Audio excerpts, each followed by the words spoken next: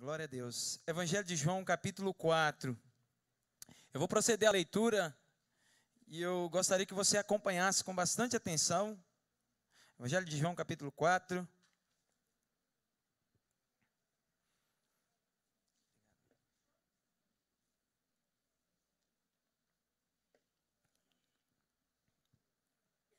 Diz-nos assim a palavra do Senhor.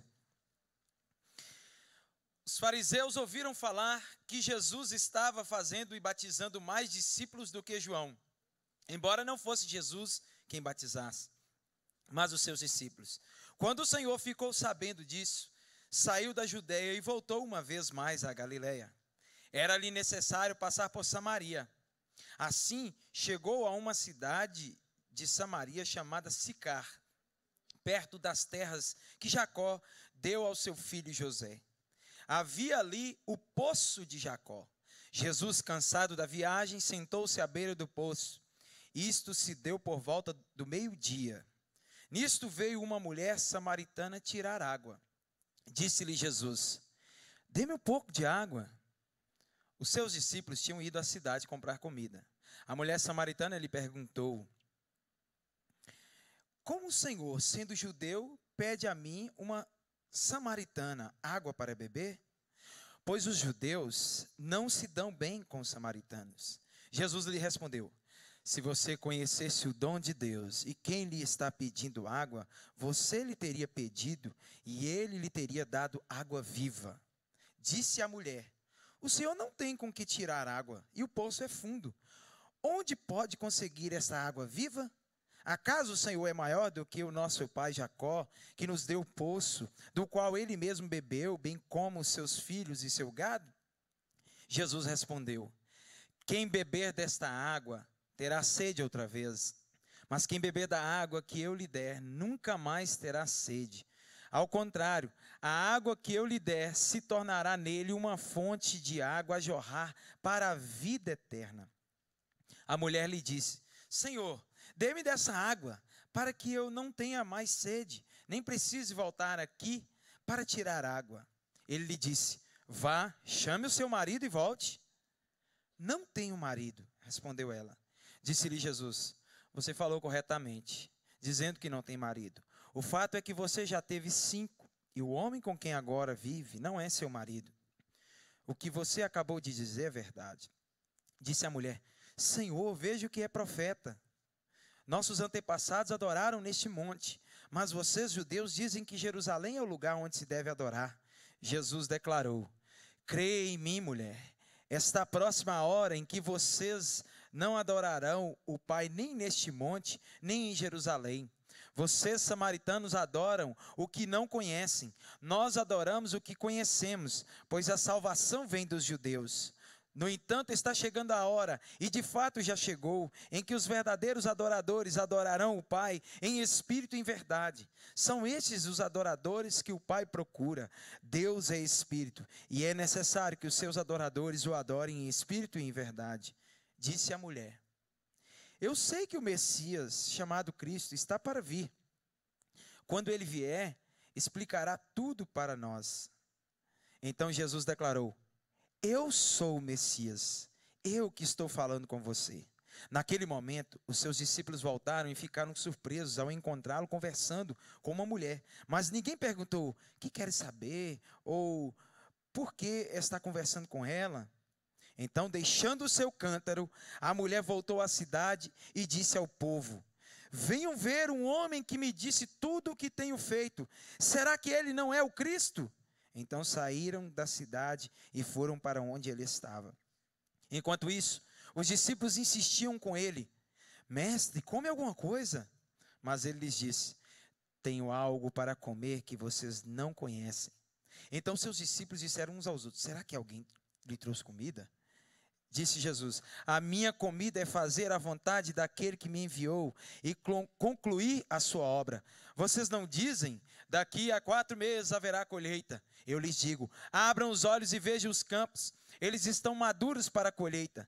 Aquele que colhe já recebe o seu salário e colhe fruto para a vida eterna, de forma que se alegram juntos o que semeia e o que colhe. Assim é verdadeiro o ditado: um semeia, o outro colhe.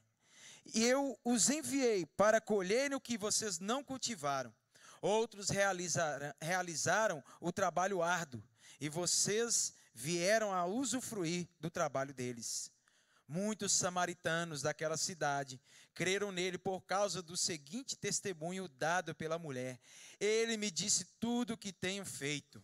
Assim, quando se aproximaram dele, os samaritanos insistiram em que ficasse com eles.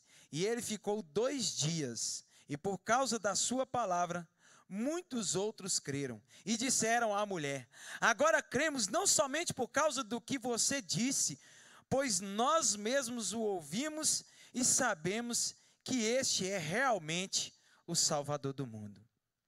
Que o Espírito Santo de Deus possa aplicar esse texto, as lições dessa noite, ao meu e ao seu coração. Amém? O Evangelho de João tem algumas particularidades, dentre elas, uma que o destaca dos outros 3 evangelhos, os chamados evangelhos sinóticos, ou os evangelhos parecidos. É um evangelho que trata de encontros. O Evangelho de João aparece o registro de vários encontros. Encontros particulares, encontros inusitados, mas todos marcantes, com a ênfase nos diálogos estabelecidos entre Jesus e algumas pessoas simples, pessoas importantes. E isso talvez deva-se ao fato dele ter sido escrito por João, o apóstolo amado, que era o apóstolo mais chegado de Jesus. Ele é chamado de o discípulo amado, ou o apóstolo amado. É aquele que prezava pela intimidade de Jesus, que prezava por estar o tempo todo com ele. Até na ceia, no dia da última ceia, se inclinou nos ombros de Jesus, querendo saber informações mais acertadas, mais acuradas sobre quem seria o traidor. Então, talvez por estar tão próximo de Jesus, talvez por ser tão impactado por suas palavras, aquelas coisas que Jesus dizia a eles, no particular, quando tratava com seus discípulos, ele também quis retratar o encontro de Jesus com algumas pessoas, o encontro do Mestre com pessoas comuns como eu e você. Encontros. O primeiro encontro, hein? Quem se lembra? Sempre marcado pelo nervosismo, a troca de olhares, o medo do desconhecido. Eu estou falando do encontro de um homem com uma mulher mesmo. Aquele primeiro encontro. E a gente se apaixona ali, só no olhar. Quando a gente olha para ela, ele olha para ele. Como esquecer? É marcante.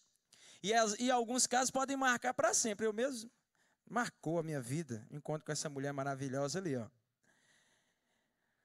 Este foi um encontro marcante na vida dessa mulher, mas não um encontro comum. Não um encontro como o que eu tive com a minha esposa. É um encontro que veio mudar a sua história.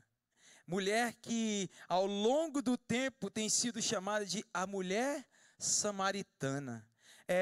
Não sabemos o nome dela. Não é registrado o seu nome. Uma mulher sem nome. Mas que não foi esquecida pelo Salvador. Não se sabe nem o antes, o seu passado, a não ser pela revelação que Jesus trouxe e foi registrada no texto. Nem se sabe por onde ela andou depois desse encontro. O que se sabe é que a sua vida nunca mais foi a mesma depois desse encontro. Pois não foi um encontro comum, foi um encontro com um homem chamado Jesus de Nazaré, querido. O Salvador, o Messias enviado ao mundo. Não há como, eu quero que você esqueça, guarde isso no seu coração nessa noite. Não há como encontrar-se com Jesus e continuar a mesma pessoa. Repita comigo. Não há como encontrar-se com Jesus e continuar a mesma pessoa. Quem sabe nessa noite é o dia do seu encontro, do primeiro encontro. Primeiro de muitos encontros com Cristo Jesus. A primeira coisa que eu quero destacar nesse texto, e que nós podemos tirar lições preciosas, é em relação às circunstâncias em que estão em que esse fato acontece. Esse encontro particular acontece. Fala a verdade, queridos. Quando a gente lê o texto, a gente percebe que foi um encontro arranjado. Foi um encontro arranjado. Sabe o que é um encontro arranjado? É aquele encontro que tem aquele empurrãozinho de um amigo, que vê duas pessoas que são chegadas e tal. Quem aqui já passou por isso? Quem aqui hoje está unido com a sua esposa ou com a namorada e teve a ajuda de alguém? É um famoso encontro arranjado. Alguém deu um empurrãozinho, alguém foi a ponte de contato. Eu tive esse encontro arranjado com Estela. Ela sabe. A gente, certa vez, só estava na troca de olhares, mas ninguém ainda estava com a coragem para poder, né, se declarar. Aí tinha uma amiga lá no meu curso de treinamento de obreiros em Guarapuava, a Elza. Nós fomos fazer, ela era uma das líderes lá no seminário de viagens missionárias. E nós fomos fazer uma viagem missionária lá para o Paraguai, de Guarapuava até o Paraguai, e era muitos quilômetros. E aí então, sabe o que ela fez? Ela já sabia, já tinha assim uma certa conhecimento da situação, e ela já percebia essa troca de olhares. O que ela fez? Ela que foi a responsável por organizar a lista de quem ia sentar onde e tal, e ela tratou de mexer os pauzinhos, colocou o Ramsés sentado do lado da Estela. Aí, meu filho, foi conversa daqui lá, né? Não sei o quê, conhecendo um ao outro e tal. Ela contando a sua história, eu contando a minha e tal. O resultado não foi outro, gente. Depois do Paraguai, eu já sabia. É ela, acabou, não tem outra. Um encontro arranjado e que deu certo. Gracinha? Olha. Alguns dizem que é destino. Saiu até um filme aí que fala, tá escrito nas estrelas. Uma coisa quase que meio assim por acaso, sabe? Fala que é do destino, mas ao mesmo tempo não reconhece que tem alguém controlando o destino. Que o destino é uma coisa assim, é um acaso com certeza. Onde já se viu um negócio desse? Destino só pode ter certeza se tiver alguém controlando, se tiver alguém no controle. E nesse caso, do encontro com essa mulher, havia alguém no controle. Era um encontro arranjado. Quando você começa a ler o texto do versículo 1, diz que os fariseus ouviam falar que Jesus estava batizando mais discípulos do que João. Eles já perseguiam João, primo de Jesus. Aí tinha esse Jesus que apareceu agora, se bem que o texto é claro em registrar que não era Jesus que estava batizando. Ou seja, muita gente estava seguindo Jesus. Eles começaram então a arquitetar uma perseguição a esse Jesus. Jesus, sabendo disso, então falou assim, vou me retirar da Judéia e vou para o norte, para a Galiléia, a região onde ele foi criado, na cidade de Nazaré. E diz o texto no versículo 4, era-lhe necessário passar por Samaria. E aí você pensa assim, ele só tinha aquele caminho. Diz o texto que ele foi para uma cidade chamada Sicar. Mas se você for conferir no mapa, Samaria é uma região muito grande. E o caminho de Jerusalém, da Judéia, até chegar na Galiléia, é margeando, beirando o rio Jordão. Eu olhei lá no mapa hoje, que era bom se a gente tivesse a imagem para mostrar aqui para vocês.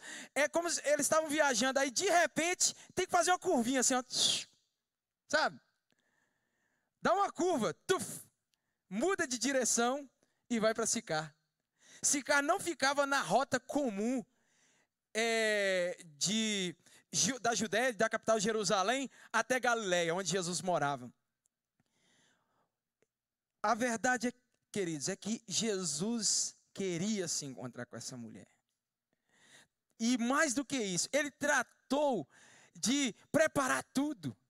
Os discípulos, ele foi para um monte, ele subiu a montanha, e os discípulos foram para a cidade comprar comida. Por que Jesus não foi logo para a cidade? Um lugar mais cômodo, talvez cansado da viagem, buscar talvez uma hospedagem, ou na casa de alguém. Por que ele foi para um lugar sós, lá num monte, sei lá onde, em Sicar, numa terra de samaritanos, que em algumas situações poderia, nós vamos ver mais para frente, até perigoso para um judeu. E ele foi sozinho para um poço, para a beira de um poço, no horário de meio-dia, o sol rachando na muleira da Palestina, em Israel. Não tinha bomba naquela época, né? Mas tinha um sol lá escaldante para poder atrapalhar qualquer encontro nesse horário, gente. Fala sério, meio-dia, porque Jesus tinha a intenção de encontrar com aquela mulher. Ele tinha a intenção de encontrar com aquela mulher. Foi um encontro arranjado, mas foi um encontro arranjado pelo próprio Deus. Um encontro arranjado pelo próprio Deus. Deus está no controle da história. Hoje, na sala de aula, na Escola Bíblica Dominical, nós falamos sobre segurança de salvação. E aí nós falamos da salvação, os tempos da salvação. E aí, como bons calvinistas que nós somos, nós falamos ali de predestinação, de chamado eficaz, justificação, glorificação, perseverança dos santos, uma vez salvo, salvo para sempre. Nos tempos da salvação. São tantos os fatores, são tantas as circunstâncias que podem, tudo conspira para que eu e você nunca encontremos a Deus. Sabe por quê? A primeira verdade bíblica é de que todo homem é totalmente depravado. Não há quem busque a Deus, não há quem se direcione a Deus, ainda que existam doutrinas aí dizendo que o homem ainda tem uma centelha de fé no seu coração e ele busca a Deus em sua religiosidade. Não é verdade. O homem está totalmente separado de Deus, afastado. Ele não toma a iniciativa de procurar a Deus. Então, na história da humanidade, se você for em todas as páginas da Bíblia, você não vai ver nenhuma situação em que o homem tomou a iniciativa de ir até Deus. Em todas as circunstâncias das páginas das Escrituras, é Deus quem vai até o homem, a começar pelos nossos os primeiros pais, o primeiro casal. Quando eles pecaram, eles se esconderam. E Deus, pela graça, diz, onde estão? E foi até eles. Na circunstância de vida dessa mulher, na história, lá na eternidade, Deus predestinou, Deus escreveu todas as coisas e um dia planejou encontrar-se exclusivamente com ela. Deus tem um plano, por isso eu posso afirmar e dizer, Deus tem um plano certo para a vida de algumas pessoas, um plano de salvação. E não importa quais sejam as circunstâncias, não importa o que tudo esteja contrário, em sua providência, providência é a doutrina que diz que Deus está no controle das situações, das circunstâncias. O mundo não está aí sem direção não, como diz a música de Aline Barros. O mundo tem direção sim, e Deus está no controle. E Ele controla todas as circunstâncias para que você esteja no lugar certo, na hora certa para encontrar com Ele. Foi o que aconteceu com essa mulher. Jesus a conhecia antes mesmo do mundo ser criado. O nome dela não aparece aqui, mas com certeza Jesus o sabia. Porque se o Deus Todo-Poderoso, como diz o profeta Isaías no capítulo 40, o Deus que conhece todas as estrelas, chama cada uma pelo seu nome, não conhecerá a história de vida de um ser humano criado à sua imagem e semelhança. Quer dizer nessa noite que você não está perdido na multidão. A sua vida, não, você não é uma poeira no espaço aí, jogado. As coisas não estão acontecendo por acaso, não. Deus está agindo em todas as coisas para o bem, com um propósito, para o bem daqueles que o amam, daqueles que são chamados segundo o seu propósito. Tudo vai culminar para que um dia você tenha esse encontro com Jesus. Ele estará lá na beira do poço te esperando, meu querido. Para alguns pode ser na porta de uma igreja, sentado num banco, ou pode ser no alto de um monte, como aconteceu comigo, ou na saída da escola, também, antes de eu ser salvo mesmo, na saída da escola numa sexta-feira.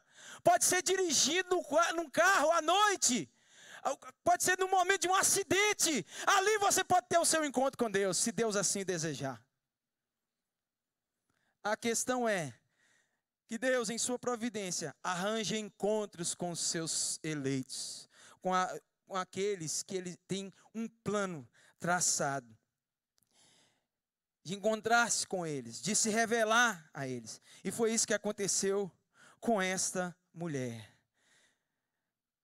Era-lhe necessário passar por Samaria. Assim chegou à cidade de Samaria, chamada Sicar, perto das terras de Jacó, deu a seu filho. Um lugar marcante, um lugar famoso na história. Havia ali um poço de Jacó. Jesus, cansado da viagem, sentou-se à beira do poço. Isso se deu por volta do meio-dia. À beira do poço é onde Jesus quer te encontrar. É num lugar cotidiano. É num lugar corriqueiro, onde coisas tão simples como pegar água podem significar coisas tão tremendas e maravilhosas como a salvação de uma alma. Quando Deus quer fazer algo na vida de alguém, Ele coloca todas as coisas nos seus devidos lugares. Diz um ditado que Deus escreve certo por linhas tortas. Não existe ditado tão errado como esse. Tão errado como esse. Como pode? Deus escreve certo por linhas certas. Aos nossos olhos pode parecer tortas, mas Ele não, Ele está vendo o todo. Nós só vemos pontos pequenos, nós só vimos vislumbres daquilo que está no plano invisível, superior. Deus é o Deus eterno, que conhece todas as coisas e decretou que todas elas acontecessem. Então, meu querido, não importa se você é João, Maria, José, qual é a cidade de onde você veio, onde você nasceu, qual é a sua história de vida, se Deus quer que nessa noite você saia daqui transformado, isso vai acontecer. Nem você pode impedir. Nem você pode impedir. É isso que eu creio e que as Escrituras nos revelam. Ah, mas, queridos, barreiras existem. Não é tão fácil assim. A segunda coisa que a gente pode perceber no texto, né? Você pode dizer, pastor, não creio. Igual o pessoal lá da minha terra fala, meu tio, né? Não creio. Não creio. Quer dizer que nem eu posso impedir? Posso até tentar. Algumas barreiras foram demonstradas no texto e pareciam que a coisa não ia dar nada certo. A partir do versículo 7 diz o texto: nisso veio uma mulher samaritana tirar água. E disse-lhe Jesus, me dá um pouco de água.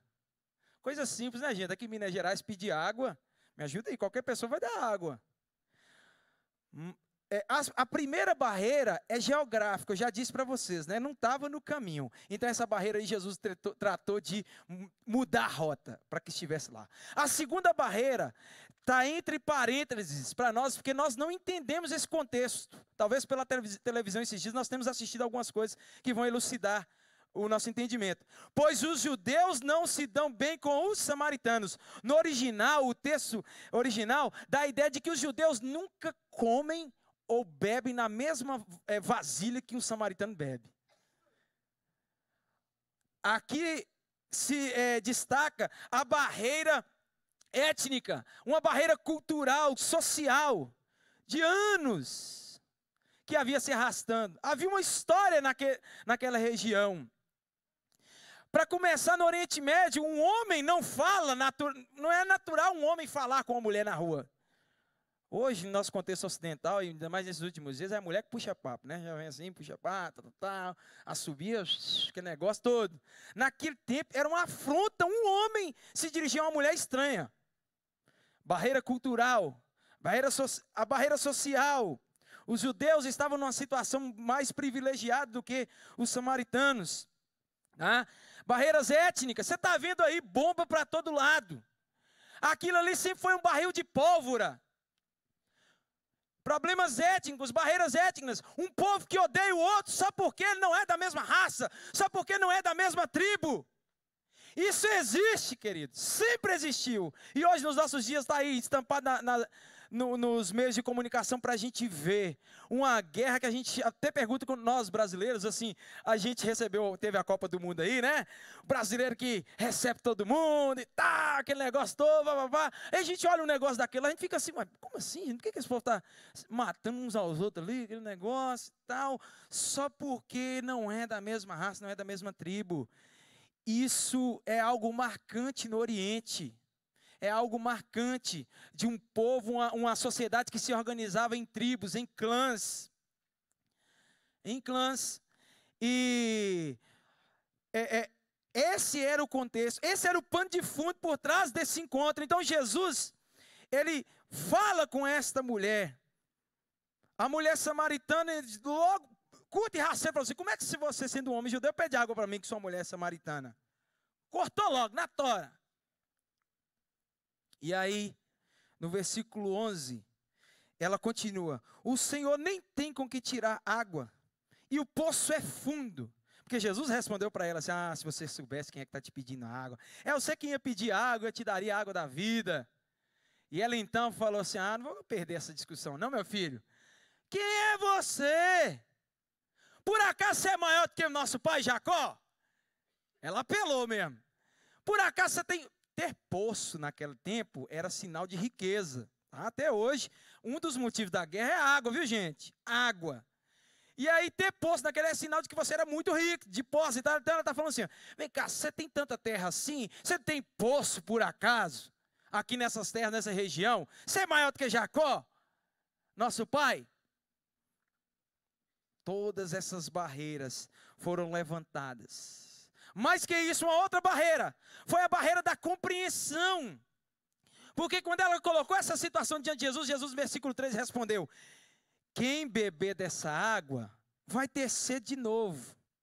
Mas aquele que beber da água que eu lhe der, nunca mais terá sede. Pelo contrário, a água que eu lhe der se tornará nele, dentro dele, uma fonte de água para jorrar para a vida eterna. Aí a mulher respondeu, versículo 15, Senhor, então me dá dessa água aí para que eu não tenha mais sede, nem preciso voltar aqui para tirar a água. Ela teve um probleminha de compreensão, porque Jesus estava falando de uma água e ela pensando que era outra, trocando aqui as coisas. Assim somos nós em relação às coisas espirituais. Foi o mesmo fato que aconteceu no capítulo 3 de João, na conversa de Jesus com Nicodemos. Nicodemos chegou lá, por que dos sinais que tu fazes? Jesus falou, rapaz, se eu fosse te falar das coisas, ele falou do novo nascimento, se eu te falar das coisas terrenas, você não está entendendo, quanto mais se eu fosse te falar das coisas espirituais. Às vezes as coisas espirituais nos são estranhas, queridos. Nós somos tão terrenos, nós somos tão acostumados com o estilo de vida mundano, que quando a linguagem é espiritual, que quando Deus está querendo trazer uma mensagem, como nessa noite Deus está querendo falar com o seu coração, aí você está cheio de preconceitos, de preconcepções, né? De coisas que você aprendeu sobre religião, e sobre os evangélicos, talvez sobre pastor, cuidado, hein? E tal, aí essas coisas se colocam como sofismas, como mentiras, como fortalezas espirituais, estruturas de pensamento que impedem que você receba a bênção, que impedem que você compreenda o evangelho. Porque o evangelho, eu gostei muito da palavra do Arthur, que nós entramos nesse culto, não para sentir algo, tá? Nós entramos nesse culto para cultuar a Deus, e cultuar a Deus, servir a Deus, a salvação, tem tudo a ver com entendimento. Envolve três faculdades do homem: emoção, razão e vontade. Essas três coisas precisam ser mudadas, tá? Você sente sim o toque de Deus na sua vida. A sua vontade muda, mas você para isso tem que entender o evangelho. O evangelho tem que ser compreendido. É racional a transformação também. O seu intelecto precisa mudar. Os seus conceitos, os seus valores, sejam eles aprendidos em casa ou na religião, precisa mudar. E essa mulher estava toda armada com esses conceitos trocados. Ela continuou mais à frente lá, rebatendo Jesus. Jesus vai num diálogo com ela. E aí então ela diz, olha, eu vejo que o senhor é profeta, no versículo 19. Mas é o seguinte, vamos partir para o assunto religião. Nossos antepassados sempre adoraram aqui nesse monte, porque lá no passado foi estabelecido um templo concorrente com o templo de Jerusalém, sabe? Uma religião concorrente com a religião de Jerusalém. Os samaritanos é um povo mesclado, um povo misto, um povo mestiço com povos de outras terras do norte. E ali eles misturaram, fizeram um sincretismo religioso, uma coisa meio que ecumênica, uma adoração assim, sabe? E eles estabeleceram lá naquele monte, naquele alto, um templo, um lugar de adoração.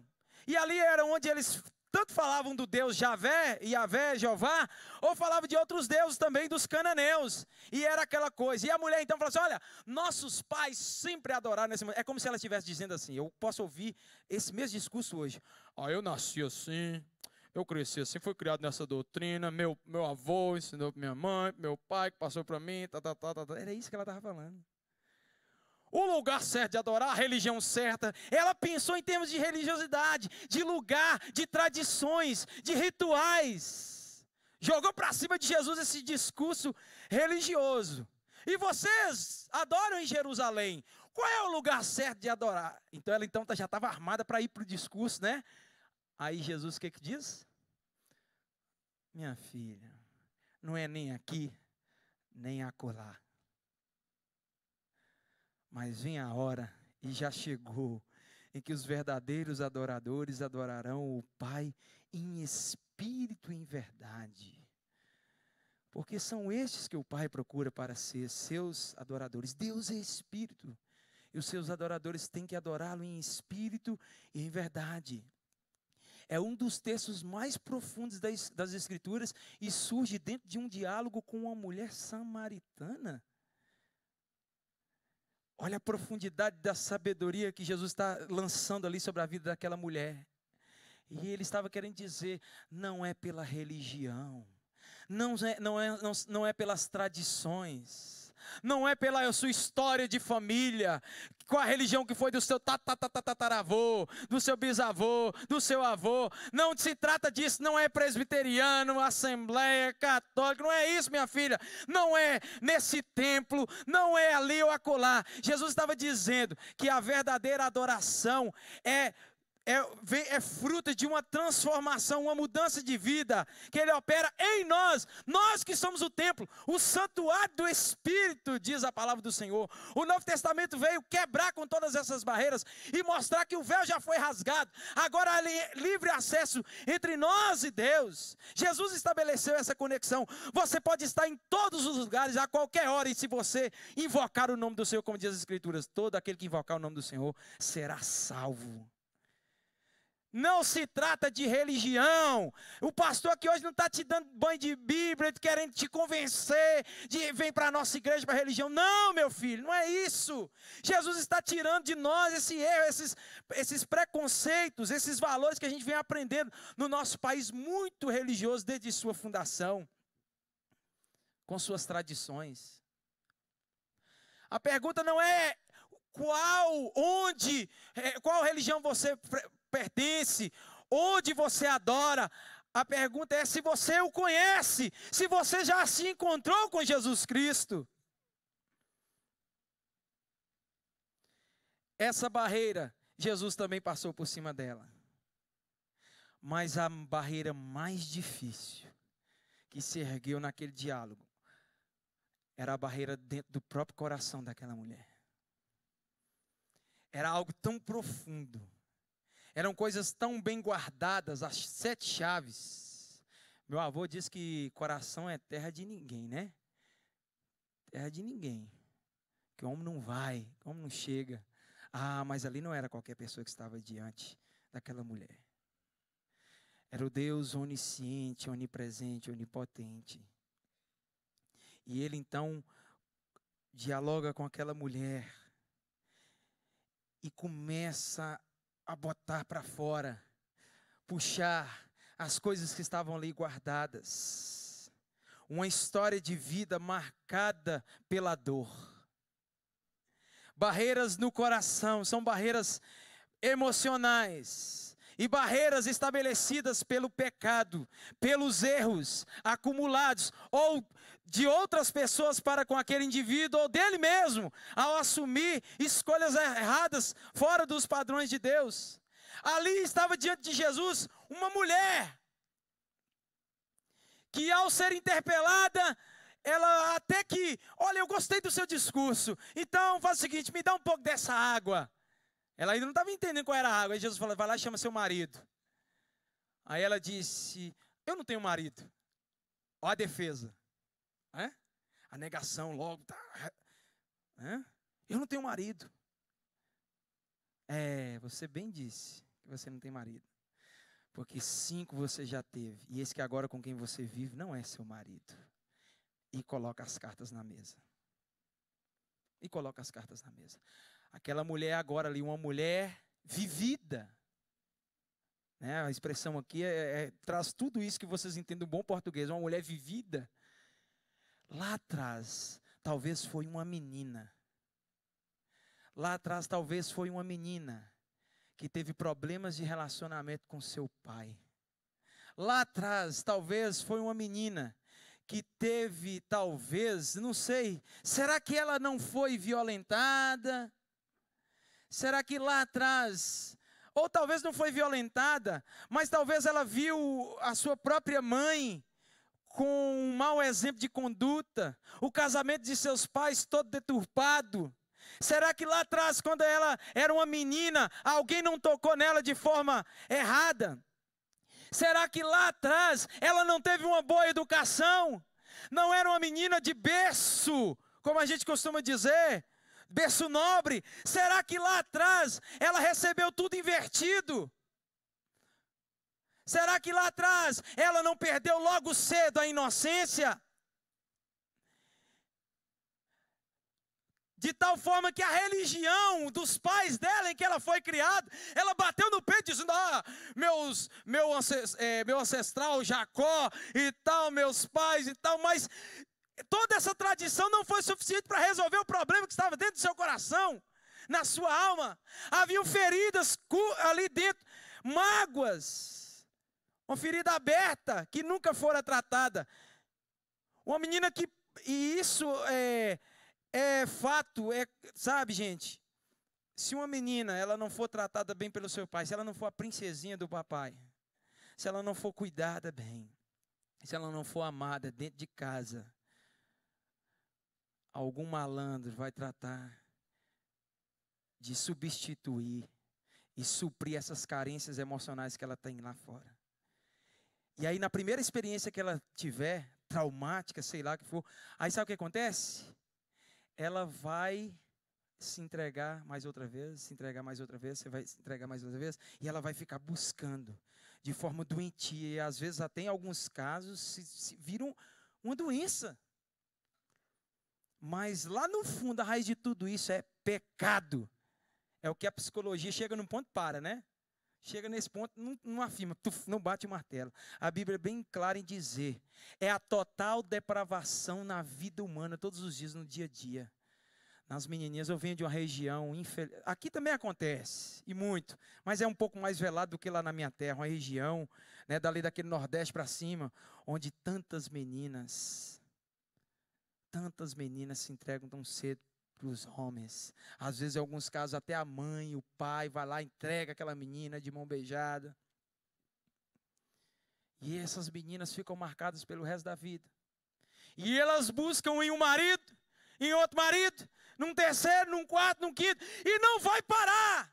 Não vai parar. Ela nunca vai se satisfazer, nunca vai resolver esse problema. Por causa de uma escolha errada, ela sempre vai fazer várias e várias escolhas erradas. Sabe por que ela estava ali ao meio-dia? O horário normal de buscar água na fonte, gente, é de manhã cedinho, porque o sol ainda não está forte. Sabe por que ela foi meio-dia? Porque quando ela passava na rua, era o horário que todas as mulheres saíam para ir pegar água. Então, quando ela passava na rua, e a outra, não, sem tomar vergonha, não toma jeito. Então, o que ela passou a fazer? Passou a se esconder. E no horário onde ela não encontrava ninguém. Só que Jesus sabia de tudo isso. Jesus sabe por onde você anda. O Salmo 139. Senhor, tu me sondas e me conheces. Sabe, quando me assento e quando me levanto, de longe o Senhor penetra, vê todos os meus pensamentos. O Senhor mede o meu andar, o meu deitar. Ainda a palavra nem me chegou à língua, à boca, Senhor. O Senhor já conhece toda, Senhor. Para onde eu fugirei da sua face? Para onde? Aquela mulher tentou se esconder debaixo do sol, do calor do sol. Dos seus acusadores, daqueles que a julgavam, daqueles que apontavam dedo, também com, quem sabe, naquela região da Samaria, com histórias torpes, mas é assim, a tendência do ser humano é mesmo aqueles que têm telhado de vidro, insistem em jogar pedra no telhado dos outros. Por quê? Porque é mais cômodo eu apontar o dedo para o outro, que aí eu tiro meu corpo fora. E ela, coitada, marcada pelo pecado, pela dor, pela uma vida totalmente sem valores, sobrou nessa, era a pior do bairro, era a falada da rua, e ela estava sendo carcomida pela culpa, talvez remorso, mas ainda não tinha passado por um arrependimento, porque é isso que a culpa faz. A culpa é totalmente o contrário da graça de Deus. Uma mulher que até aquele instante só conhecia a linguagem da culpa, diante dos seus olhos chegou a graça de Deus. A culpa diz não, não pode. A graça diz sim. A culpa diz você não serve, você não tem valor. A graça diz mesmo assim eu quero você, você é importante para mim. A culpa diz não tem jeito, é o fim, condena.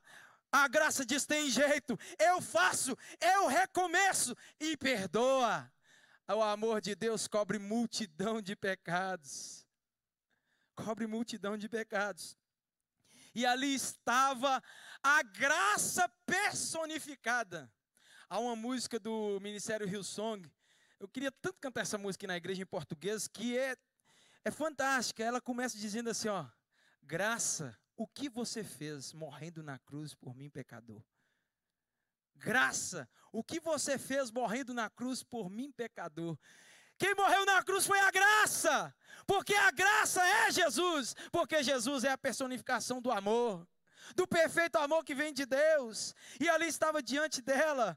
Todas as barreiras foram erguidas, foram levantadas, a última era o coração, é a última barreira até que o homem se entregue a Deus, mas Jesus passou por cima de tudo isso, e aí chega no terceiro momento, no terceiro ponto que eu quero chamar a sua atenção nessa noite, no texto. É o ponto de decisão, é a hora da verdade, porque ela foi levantando barreiras e Jesus derrubando uma por uma. Ela estava fora da rota, né, geográfica. Jesus vai lá ao seu encontro, sabia a hora certa, tudo, lugar, e parou lá. Ela estava com sede, foi buscar água.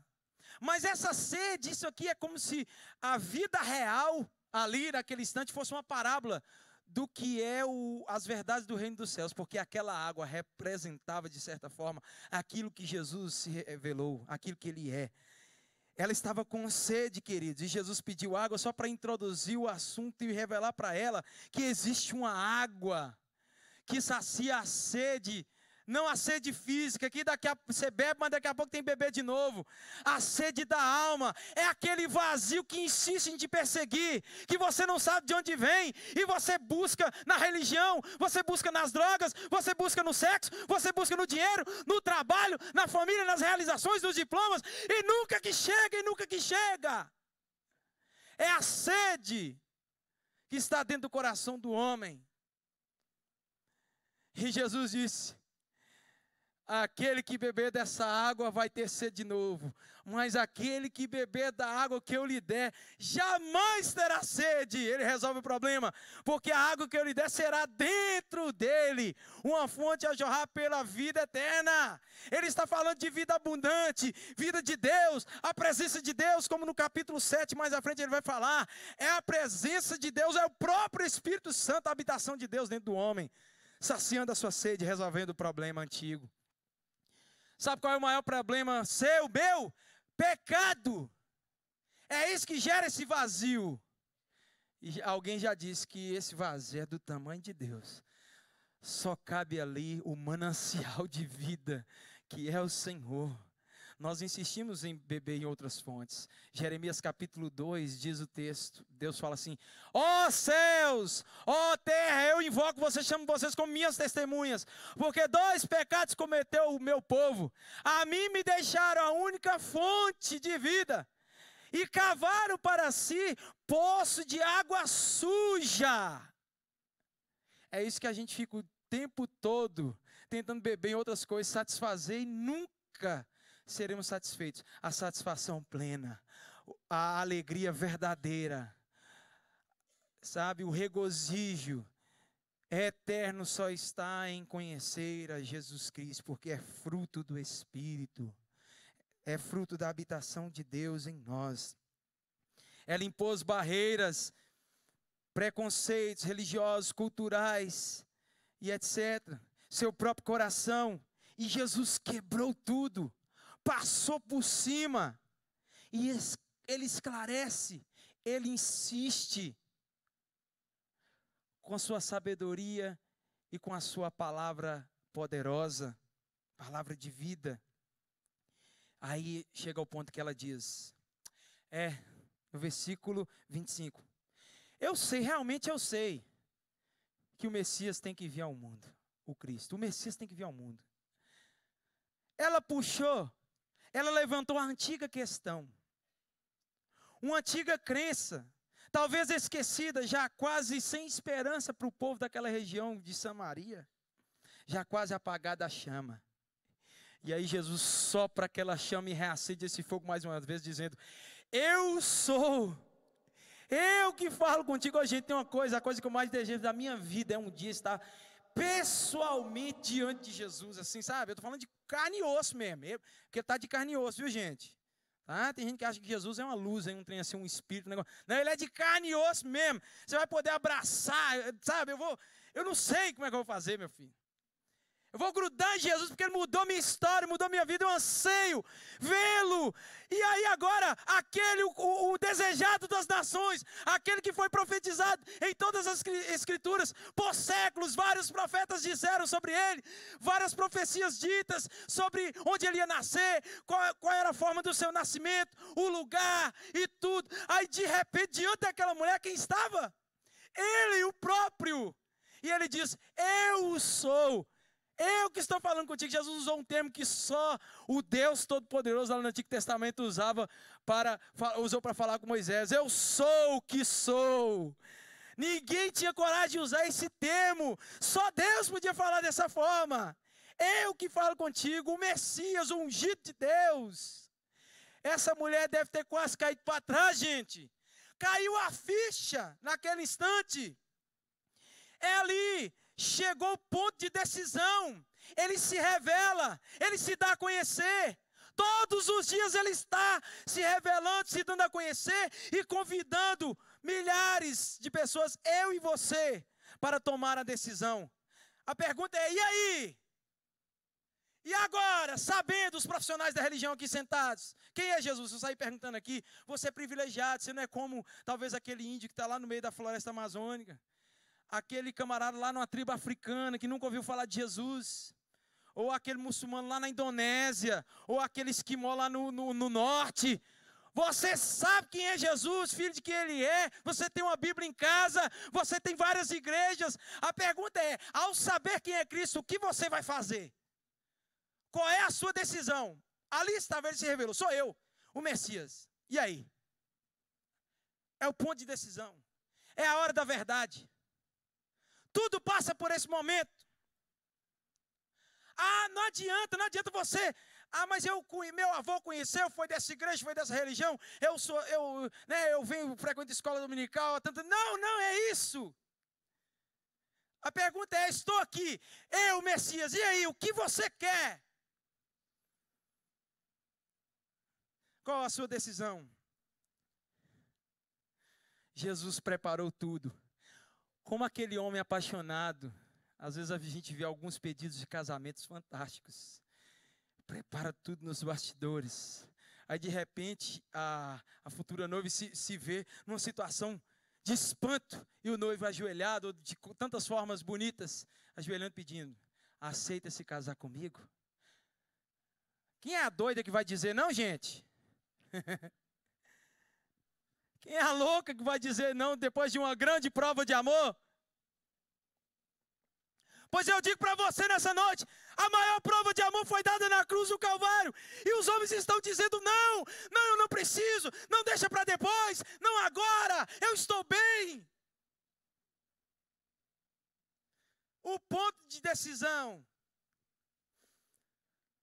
Aí chegou os discípulos. Chegaram os discípulos, né? Eles apareceram ali e tal, ficaram surpresos. Aí diz o texto que eles não, claro que foi João que registrou, porque ele estava lá. Ninguém teve coragem de questionar o mestre, mas que eles pensaram. Que eles julgaram. Lá no fundo, por que ele está conversando com a mulher? Que negócio é esse? E tal. E aqui vem uma aplicação para a igreja, antes da gente chegar no ponto importante. Uma aplicação para a igreja. Muitas vezes a igreja, ao invés de trazer as pessoas até Cristo, ela afasta. Com seus julgamentos, com seus preconceitos, o seu padrão. Aqui tem que ser na nossa religião de tal forma, assim, tal, sabe? Eu acho que você não se enquadra, e tudo, belezinha. Onde está isso na Bíblia? Onde que está isso na Bíblia? É claro que a Bíblia fala de santidade, de mudança de vida, mas nunca, a Bíblia sempre diz, Deus não faz acepção de pessoas. Vinde a mim todos que estão cansados e sobrecarregados. Deus nunca colocou um porém, uma pré-condição para você vir.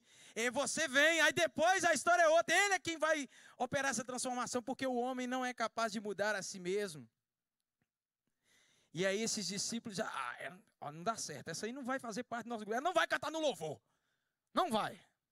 Não serve, essa aí não vai, não pode ser professor de escola dominical, você serve mal para ficar no banco lá no cantinho, né? Caladinha, por favor, não atrapalhe.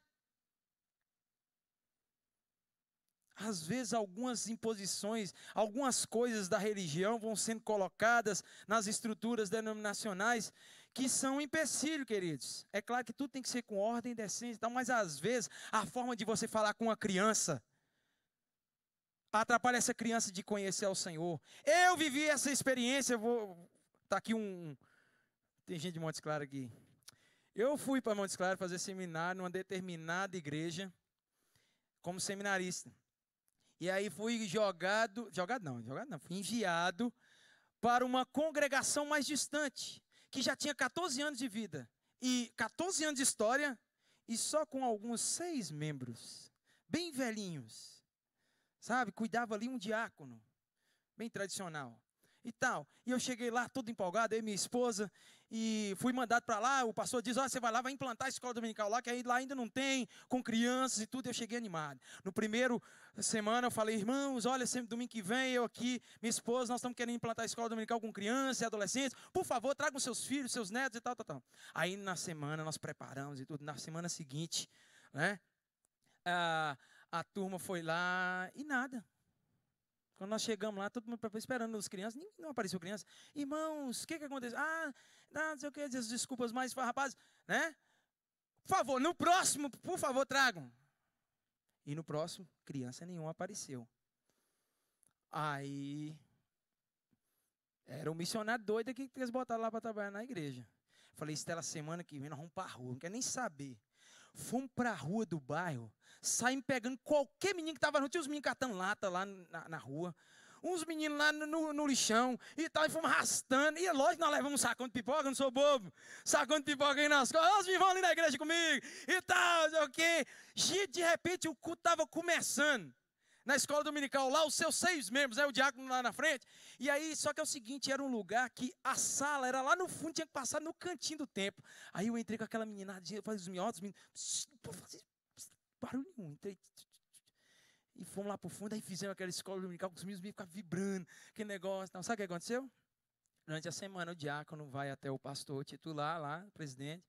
Por favor, esse seminarista está atrapalhando aqui o nosso trabalho, nosso culto, e nós não queremos essa desordem na casa do Senhor e tal, por favor, e né, que ele faça em outro horário essa reunião com crianças e tal, porque vocês entenderam?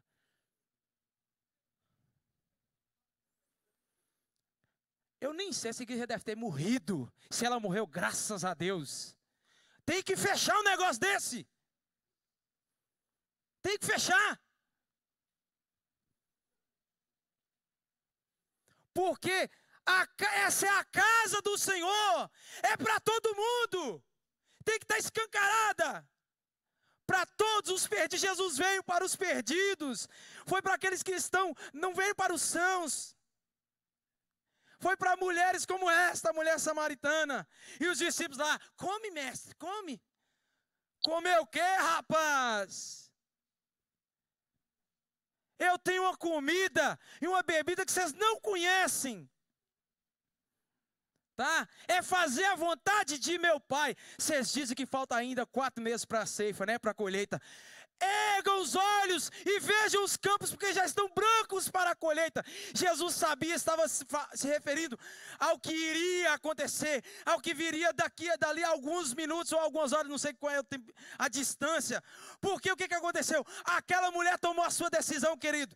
No versículo 28 diz assim: então a mulher, deixando o seu cântaro, ela largou o jarro. Larga o jarro, meu irmão. Larga esse jarro para lá. Esse negócio está agarrado. Largou o jarro. Ela tinha ido lá para fazer o quê? Pegar água. Ela nem quis saber de água não, meu filho. Largou o jarro, correu e falou para o povo: olha, gente, peraí, essa mulher não era aquela que ficava escondida e buscava água escondida? Mas agora ela chegou publicamente na cidade inteira e saiu igual Jonas, né? Ela fez muito melhor que Jonas. Jonas foi meia boca, que missionário meia boca. Ela chegou muito melhor que Jonas. Gente, o Messias chegou! Eu vi, tá logo ali no monte. Vamos lá comigo, porque ele falou a minha vida, revelou meu coração. Eu agora conheço. Vamos lá comigo, povo. A mulher da vida, como diz o falar aí, popular, né? Uma mulher que era assim, né? Falada na rua, agora era a primeira missionária da região de Samaria, a primeira testemunha naquela cidade, e levou o povão todo lá para ver Jesus. E diz o texto no final, que toda a cidade creu em Jesus.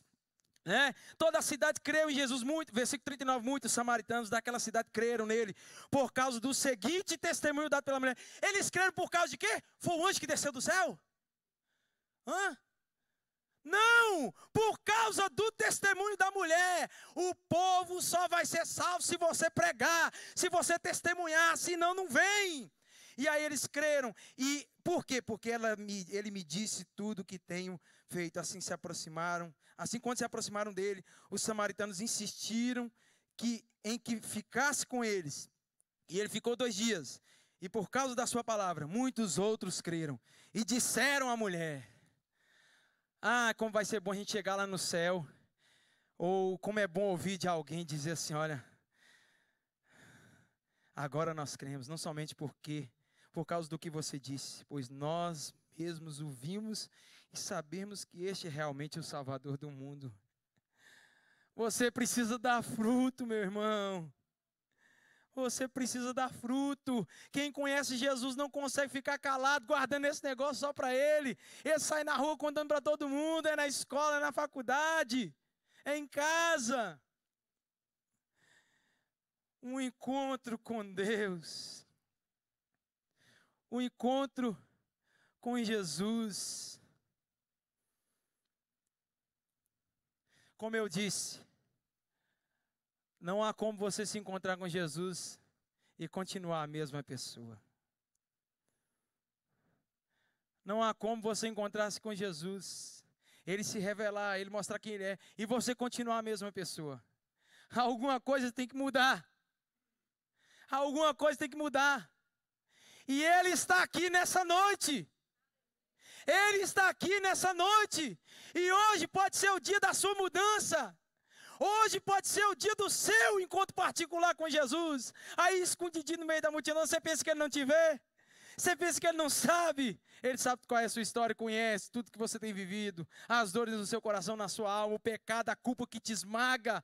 Ele quer tirar tudo isso nessa noite, te dar o perdão, te dar a graça e cobrir toda essa sujeira. Ele vai te limpar, vai te purificar, amém? Porque Ele tem a água da vida para dar. Essa água, quem bebe dela nunca mais tem sede. Você não vai ter que nunca mais ficar correndo atrás das coisas deste mundo, porque Ele te satisfaz para o resto da vida. Para o resto da vida. A pergunta é: você o quer? Você o deseja? Feche seus olhos nesse instante. Feche seus olhos nesse instante. Beba dessa água. Beba dessa água de graça. É de graça, você não tem que pagar. Se desarme. Baixe as guardas. Essas barreiras que você colocou, deixe Jesus mudar.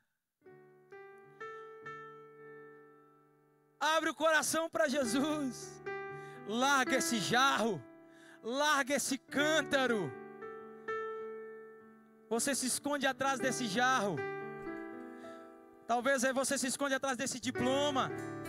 Talvez você se esconde atrás desse conhecimento que você adquiriu. Talvez você se esconde atrás de sua posição social. Você se esconde atrás de seus conhecimentos, suas tradições religiosas. Larga esse negócio, quebra. Existe um rio, Senhor, que flui do teu grande amor. Águas que correm do trono,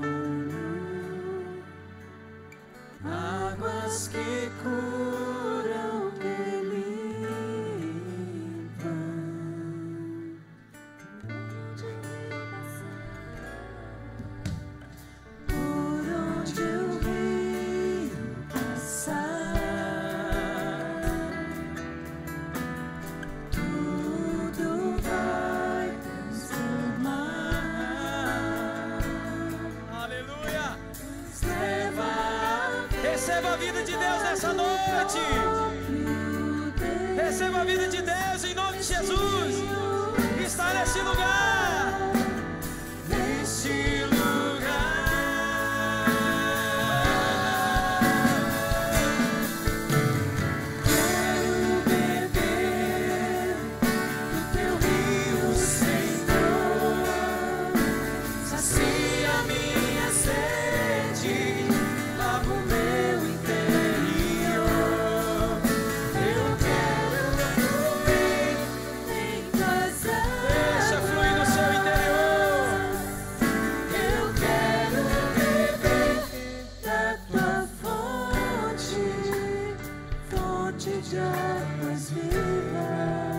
Quero te convidar a você colocar em pé nessa noite. Todos de pé. Eu quero desafiar você nessa noite a entregar sua vida para Jesus. Sai do seu lugar, vem aqui à frente. Eu quero orar com você. Eu, os presbíteros aqui presentes, nós vamos orar por você, para Deus aplicar essa salvação no seu coração. Só Deus pode fazer isso. Sai do seu lugar. Não se esconda. Oh Deus. Há muitas mulheres samaritanas aqui. Glória a Deus. Glória a Deus. Há muitas mulheres samaritanas aqui. Há muita gente que precisa. Há muita gente que anseia por esse encontro. Hoje é o dia, hoje é a hora. Vem já. Aleluia. O rio passar. Os presbíteros fiquem à vontade para ministrar, irmãos, tá?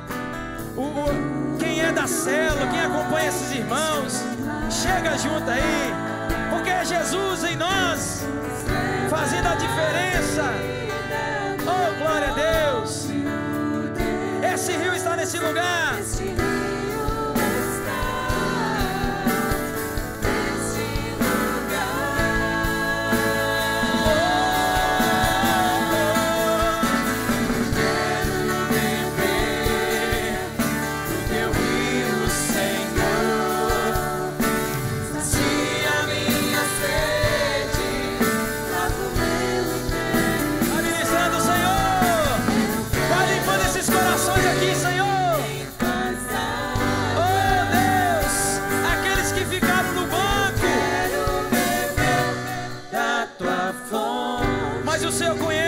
É o Senhor quem aplica a salvação.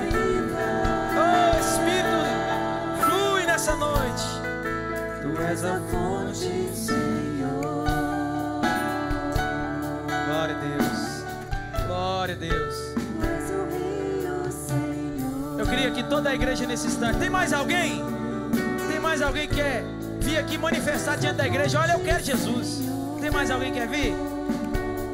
Eu queria que a igreja apontar suas mãos em direção a esses queridos aqui na frente. Sejam bem-vindos, viu, queridos? Deus abençoe vocês, estão aqui, tiveram coragem.